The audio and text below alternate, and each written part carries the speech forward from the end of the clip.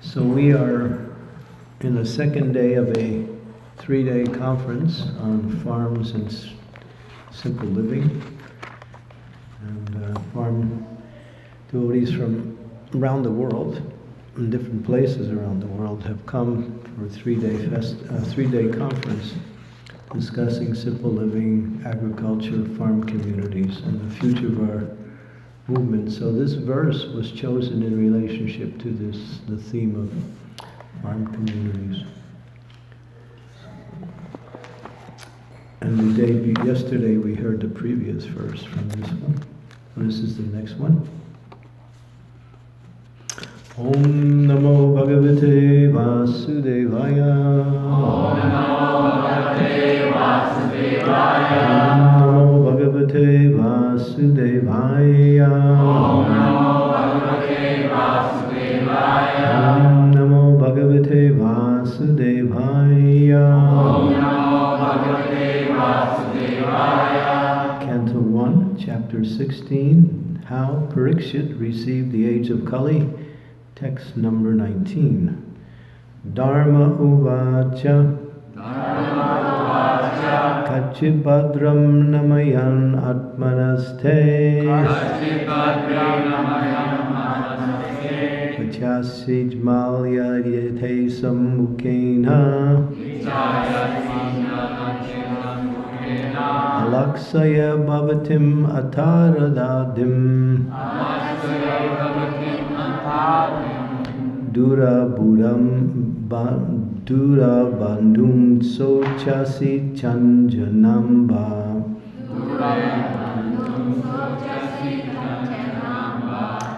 Dharma uvacha. Kachit padram namayam atmanaste. Vichasi malyate sammukena. Alaksaya bhavatim antaradim. Dura bandum sochasi kanchanamba.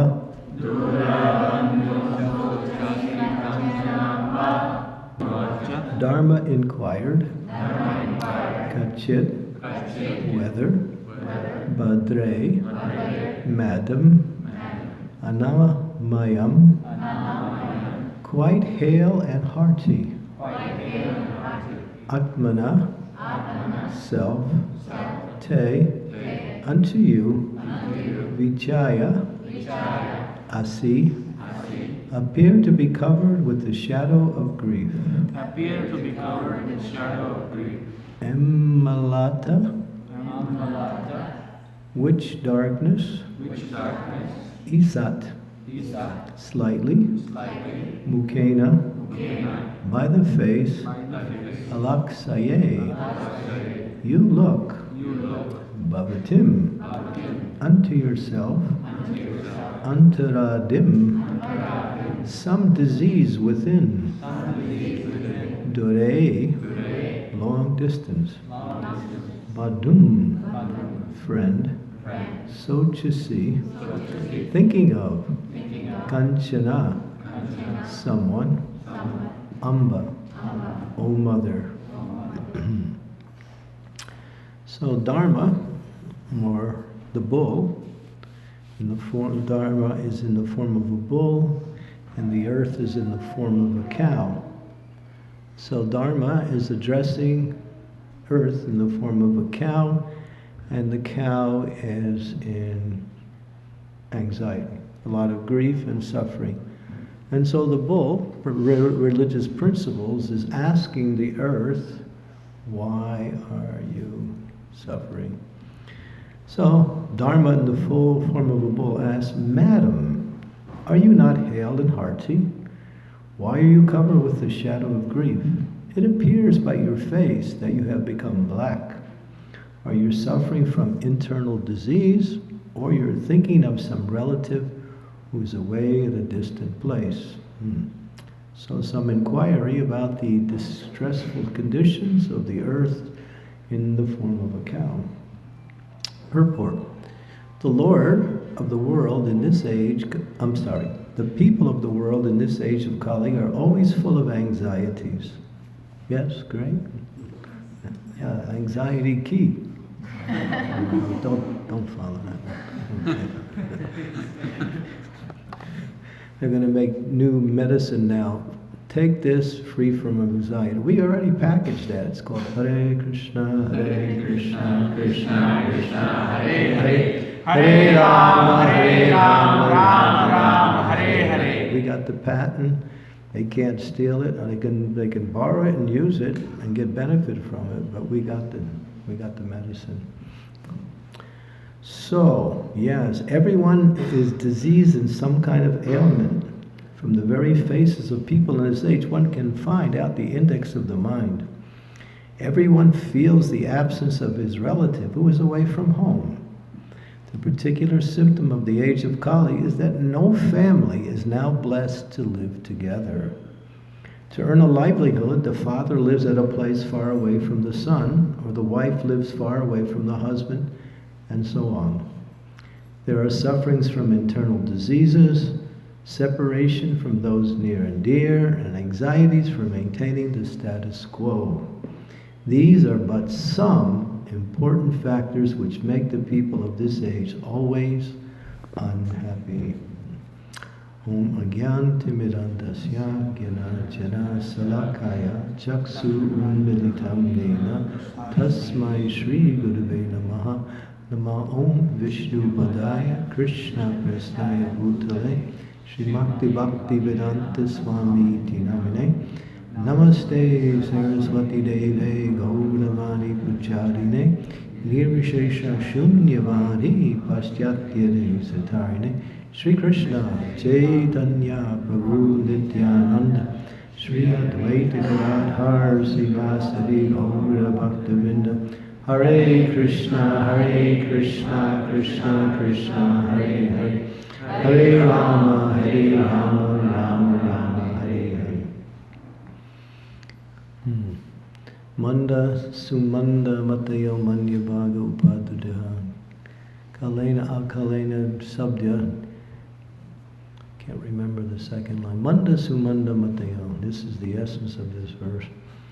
Is that people in this age are unlucky, misguided,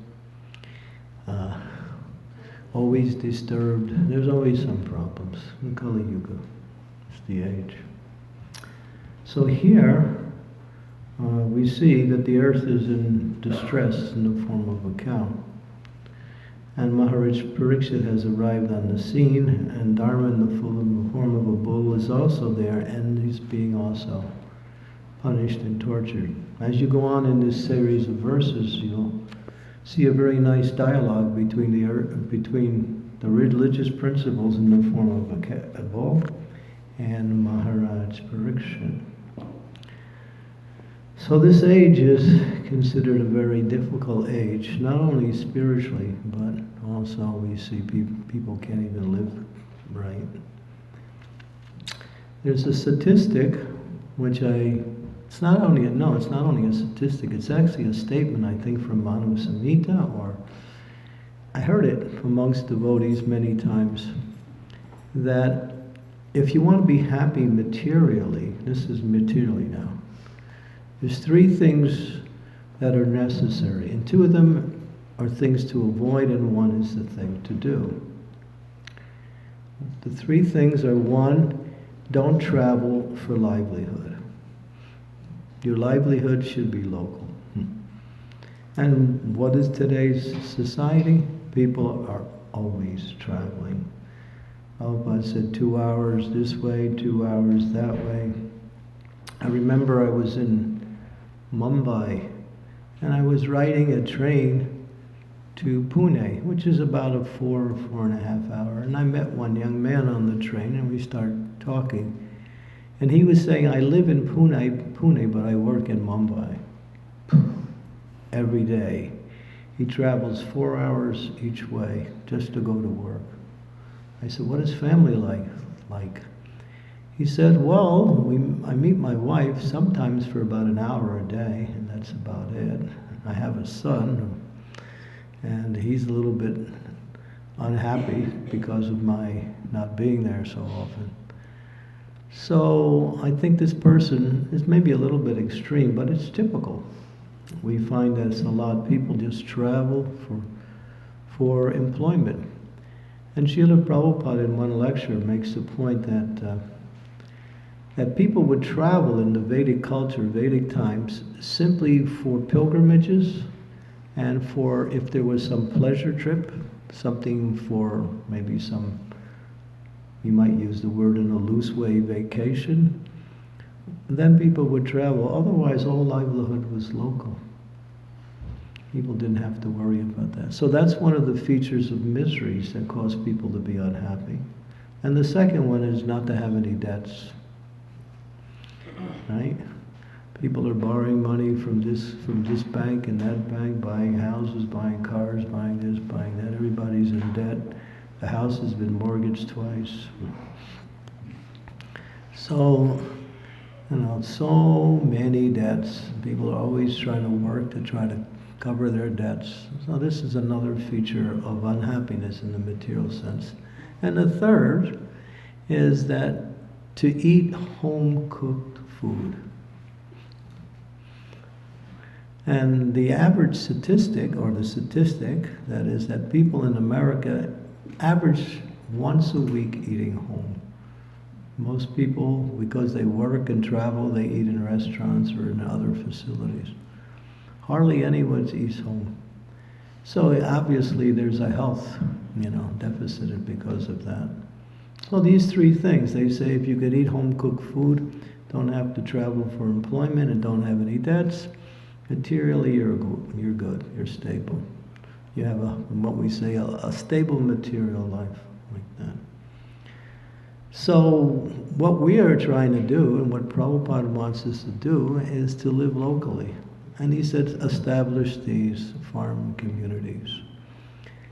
Grow your own food, make your own cloth, learn how to go into the forest, into the woods, and also learn from the herbs how to make your own medicines and use that in order to treat the various diseases. There's one devotee, he lives in New Taliban there. He has opened up a business called Blue Boy Herbs.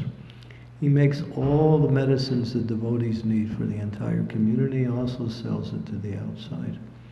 So he's developed it really nicely. And so how much you have to pay for medicines? God has put everything in nature. Krishna says in the Bhagavad Gita, I am the healing herb. All the medicine you need.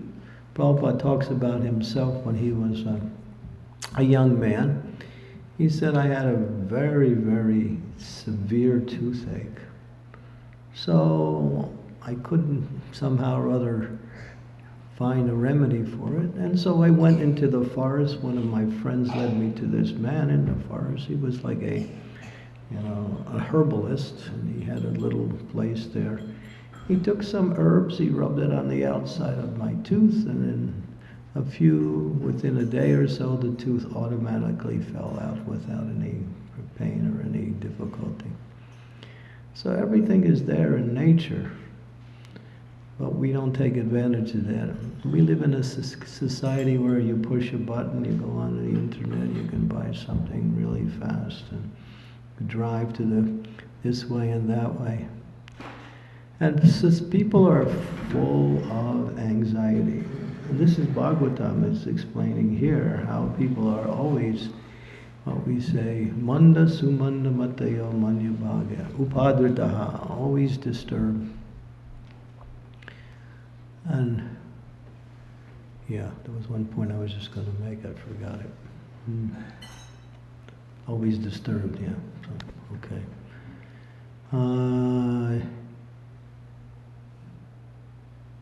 Forgot that. Oh, yeah. So in the 1960s and maybe in the beginning of the 70s, people were leaving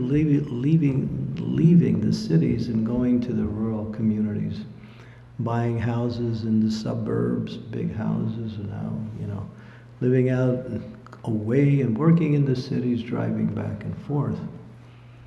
And that went on for about 3 decades, 4 decades. Just within the last decade, everything is shifting back now.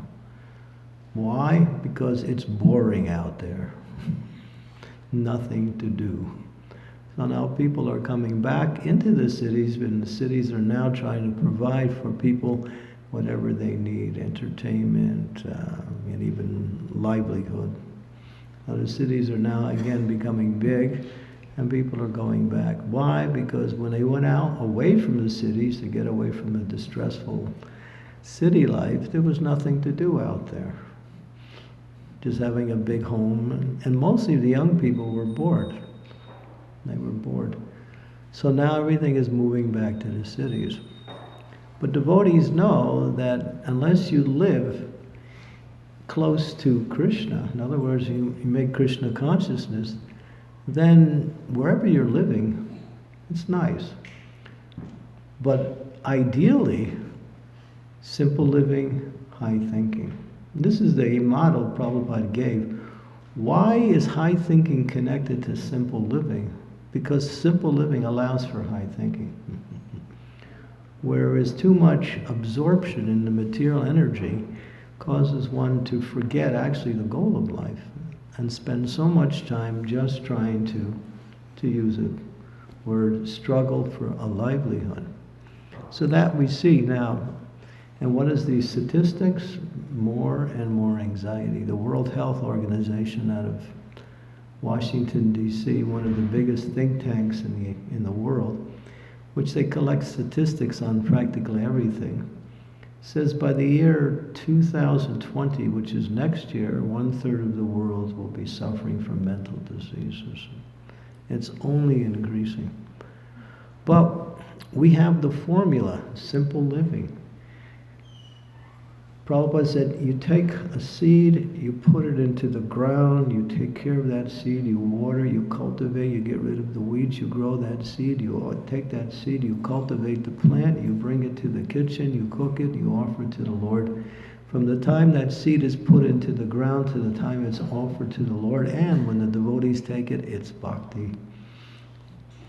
What we do is we buy some stuff in the store and then we offer it, and that's nice, and it's acceptable. But when we live in a very simple environment, we can actually, everything we do from the very beginning of that vegetable or whatever you're growing, fruit, is a process of bhakti. And therefore Prabhupada concludes this by saying, if you grow your own food, it is 100 times more nutritious than buying food from the outside. That's an exact statement, 100 times more nutritious. Today in our farm conference, we're going to be speaking about agriculture and growing food. That's going to be the main topic today. So people have forgotten simple living because everything now seems to be convenient. You can get everything. But what also you get? A hard struggle just to live. And therefore people are dissatisfied. No one is happy. I remember I was in Cincinnati, Ohio. I was preaching there many years ago. And I had a good friend, and a very simple man. And so one day he invited me to come to his house. So I did. And he was a simple man, didn't have much. So we walked into his house, and I walked into the living room, and his father was watching television. So, okay, fine. So then I noticed that the room was divided with a curtain, and on the other side of the curtain, his brother was watching another television. Yeah, 2 televisions in the same room. So I thought, that's, okay, it's a little strange. But then I noticed they were both watching the same program. Then I had to ask the question, why? And the answer was, just in case one wants to change the channel. Obviously, that's a very practical answer. So we become so divided, even within the family, that there, as Prabhupada writes here, what is it? In the purport, to earn a life, the follower who lives at a place far away, and the son and the wife live far away from the husband, and so on. I remember Prabhupada tells one story where one boy, after about 5 years old, he says to his mother, "Who's that man?" She said, "That's your father." Oh, he never saw his father because his father was always working when he was up, and when the father was home, the boy was sleeping. Never saw his father for years. Like that. So then, how can you expect a healthy and happy home life? It's impossible. So our present materialistic society has a plan to destroy families, simply to create economic facilities where more and more people become consumers. If you live in a more of a communal type life, then you can share resources. You can also share labor, and you can live with, Prabhupada said, you can work 4 months a year, and the rest of the year you live off whatever you plant and reap for the whole year. People don't have to work hard. But it's so hard for people to be convinced that this is actually a lifestyle that is actually practical and healthy. In order for that to happen, people have to actually try it and see the benefit of it. So that's the basis of these farm communities, especially Sri Vrindaban, where Prabhupada wanted simple living, agriculture, cow protection, and a college here to teach how to educate people according to their particular nature so they can also function in the most maximum possible way and contribute something to the society and to their own happiness. Ashram College. That was Prabhupada's idea for New Vrindavan. Prabhupada came here in 1968, again in 69, 72, 74, 76. And I believe it was in 74, maybe the devotees who are here can correct me, I think it was 74, we had been dressing Radha Vrindavan Chandra with grand opulences, most expensive silk saris, and Vrindavan Chandra himself, he had rings on every finger. And so much jewelry, earrings, and it was just really opulent.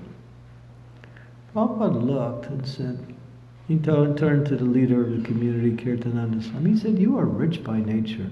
Use more flowers. Use more flowers, less jewelry." So we did that, and we decreased the amount of jewelry. And actually, the deity became even more attractive. At least the devotees felt like that. The simple, Prabhupada said, flowers take birth so they pray that they can be offered to Krishna. And if you offer a flower to Krishna, that flower becomes what we say, his life or her life, that life of that plant is perfect. So using flowers, we're doing that more and more now. But sometimes we don't do it enough.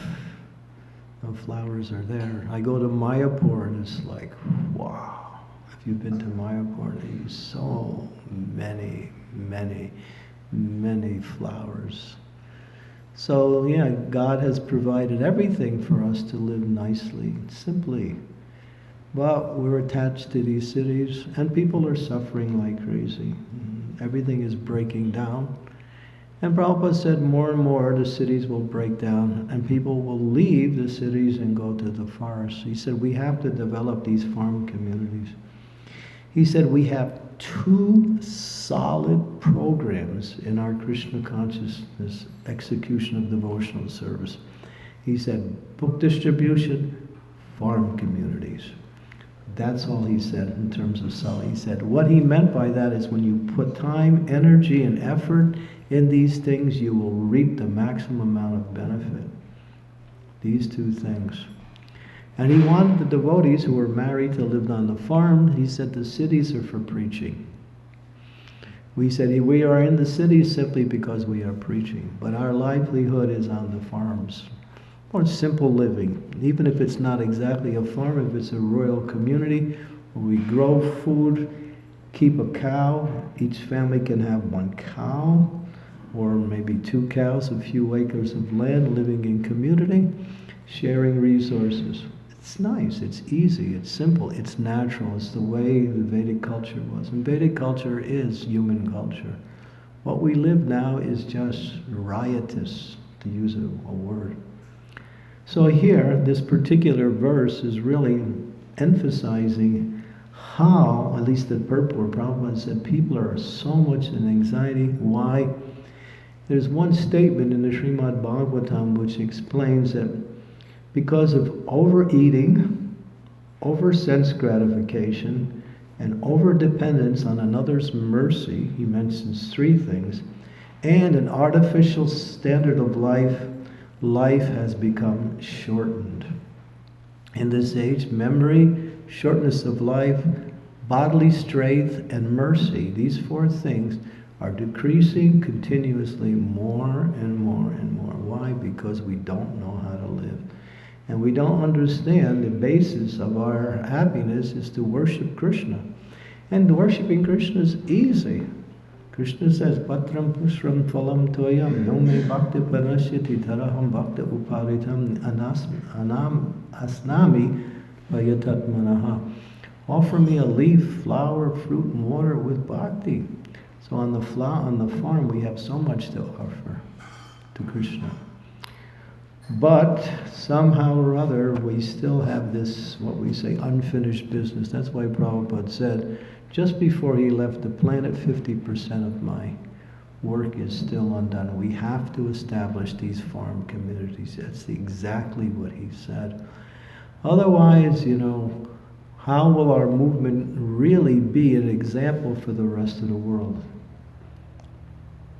It won't be, and we won't actually be able to reap the benefits of the execution of Krishna consciousness because we have to struggle. I see devotees who live outside.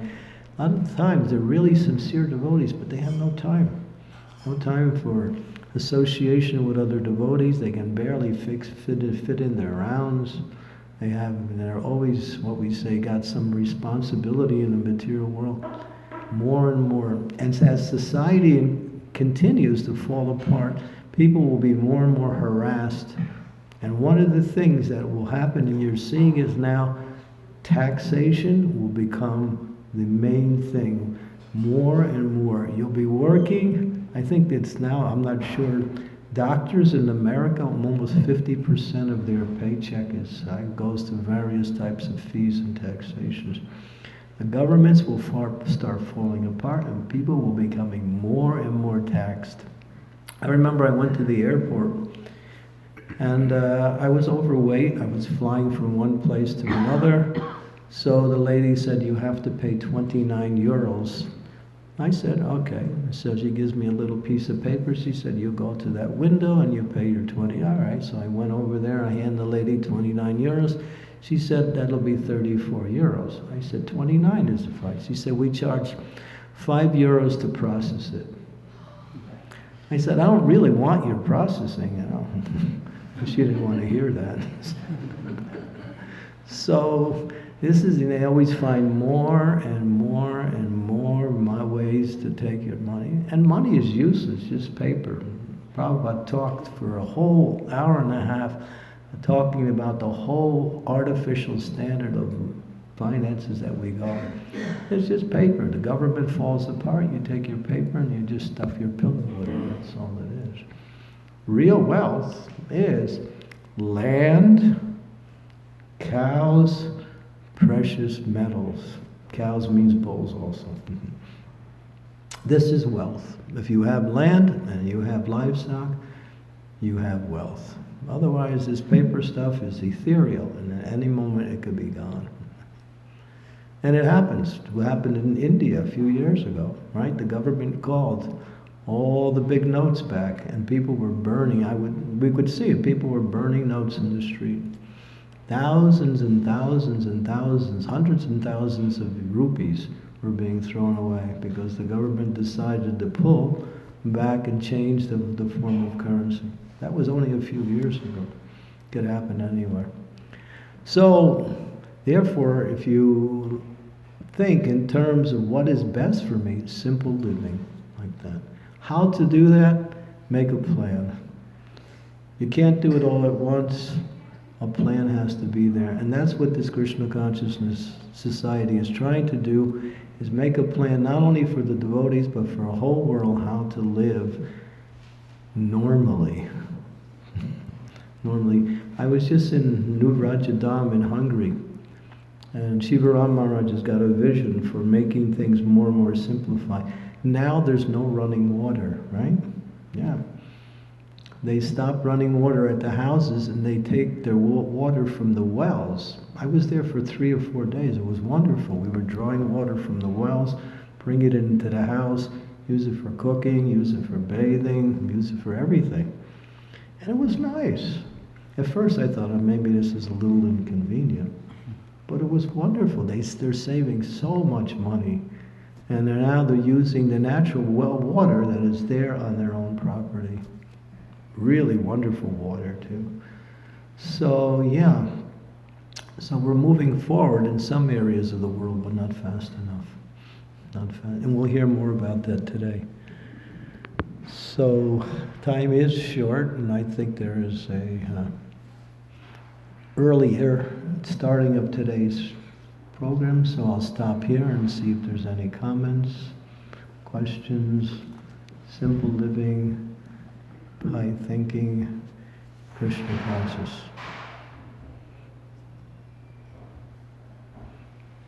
So Maharaj, We have a microphone. Jairam, do you have a mic? Jairam, do you have the mic?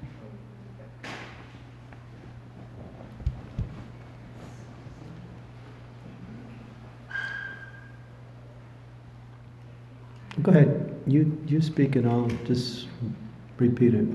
so thank you Maharaj for wonderful class. So Maharaj, like my father is a farmer, so I belong to a farmer community. My father is a farmer and he lives, our family lives in a village in India. Your father is a family farmer. Farmer, yeah. Your So mother. We have land, Hmm.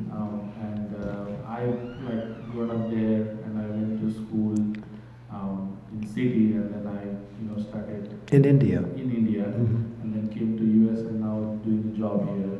So I kind of feel when I remember those times when my childhood when I used to go to the farm, and I really loved that, and whatever you was explaining today in the class, I think I connected back with how natural and pure this lifestyle is. Now the question that I have is, since I have to work for family here, do a job, and started practicing Krishna consciousness. So how do I have this farm community